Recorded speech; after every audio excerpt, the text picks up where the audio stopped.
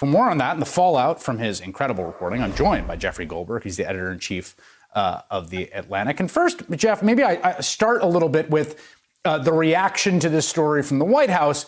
You know, there are stories that come out all the time about the president that are fairly scandalous, incredibly scandalous. And a lot of times they say that's fake news and they swat it away or the news cycle moved on. They do seem particularly freaked out about this reporting. And particularly intent on attacking it. What is your sort of reading of the last 3 or 4 days of their reaction? It's a good question. First thing I would say is that, look, this is not an attack.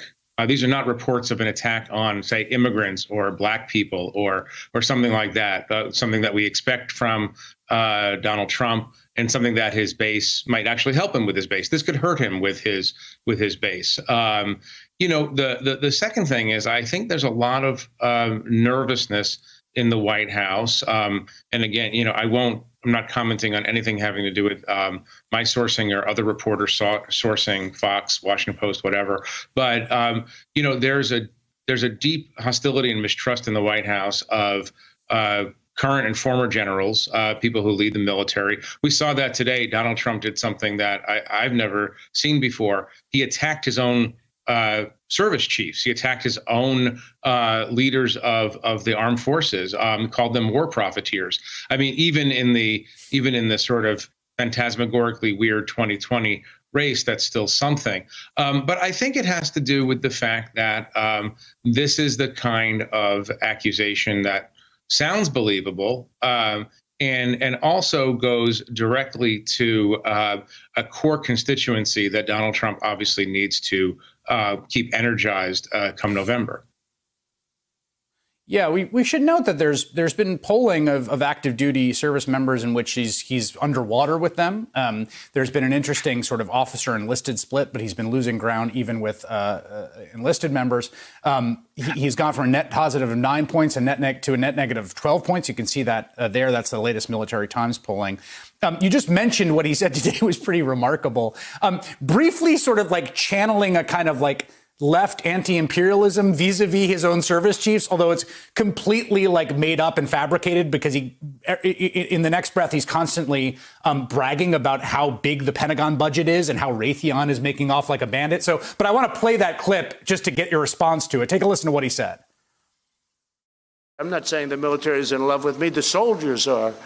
The top people in the Pentagon probably aren't, because they want to do nothing but fight wars so that all of those wonderful companies that make the bombs and make the planes and make everything else stay happy.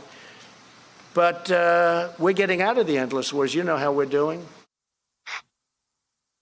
But here's the thing, Jeff, they're not. This is what drives me insane.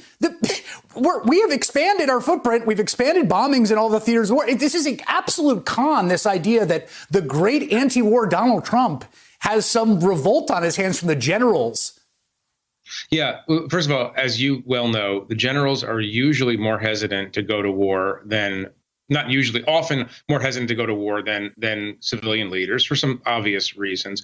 No, this was remarkable. I mean, he's sort of channeling, you know, circa 1965 Bob Dylan lyrics here, as I saw pointed out on social media today. It's quite remarkable, given that tomorrow there's a pretty good chance that he'll brag about how much money he's spending on military hardware. And of course, as you know, he's deeply transactional and loves it when foreign countries buy our military equipment. So if you're looking for consistency in that particular clip, you're looking for it in the wrong place. It doesn't make sense in any kind of traditional understanding of politics. I want to talk about the sourcing here, and I obviously know they're anonymous sources that you are protecting, and so I don't want to like say, well, was it this person, was it this person? But in a general sense, I had two reactions when I read the piece. One was, okay, why didn't you tell us this before, and why not be on the record? Whoever you are out there. I mean, this is what you're saying here is very serious stuff. It's an incredible condemnation of the president's character. I think it just his humanity, honestly. What's your response to that? Yeah, I mean, it's interesting. And obviously I push, and obviously I know that other reporters who cover this area are pushing various people to say what's on their minds. I think there's a couple of things. There's this idea of a code that you don't interfere. I think people are torn. On one hand, they don't want to interfere in democratic electoral processes. On the other hand, you're talking about a president who is something unlike they've ever experienced. I think there's also fear. I think, and we see this across the board in Donald Trump's Washington. There's a fear on a kind of a superficial level of a Twitter mob. There's also real fear of personal safety, fear for your family, a fear for what you'd put everybody around you through if you started talking about this sort of thing. And these are people just like other people, and they have this anxiety. It is a reasonable question to ask why people who have had direct exposure to Donald Trump, who know what Donald Trump has said, who know what Donald Trump has done, won't simply come out and say it. And I share that view that it's not good enough.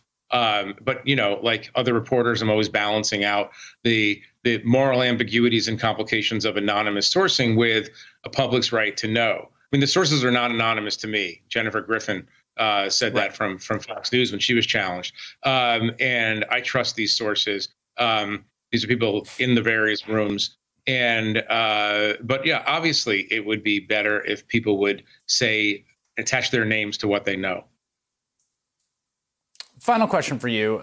You said something, I think, over the weekend about there being you expect there will be more reporting in this vein. Obviously, there's been a lot in the aftermath of your story in the Atlantic. Since I said there's been some. What do you mean by that?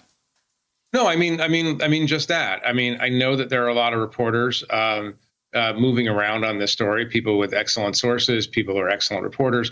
And, one of the things that there's this there's this sort of shocking but not surprising quality to all of this. This discourse that Trump has about soldiers, about the military, is no secret to anyone who's spent any time with him. It's no secret to the military at the highest levels. I just know of reporters who are trying to figure out other aspects of this, and I expect more reporting on this and everything else in the coming couple of months.